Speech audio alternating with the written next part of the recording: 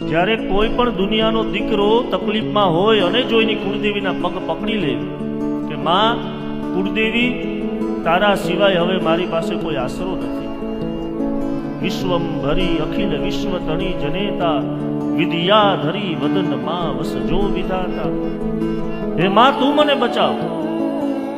અને જો એ સમયે કુળદેવીનો પગ પકડે અને માં કુળદેવીને ઈચ્છા થાય કે મારા દીકરાનો વાળ વાંકો નથી થવા દેવો, તો માતાજીનો દેવો કરો ને પ્રભુ ત્યાં કુળદેવી તમારો બેડો પાર કરી દે. એટલે હંમેશા હું કથામાં કહેતો હોય કે દુનિયાના છેડે તમે જાત્રા કરવા જાઓ, જાત્રા કરવી જોઈએ, ના નથી પાડતો, પણ શરૂઆત આપણી કુળદેવીથી આપણે કરવી જોઈએ. મારા કુળમાં કોણ પૂજાય છે? શક્તિ જ દીકરાને કામ આવી શકે.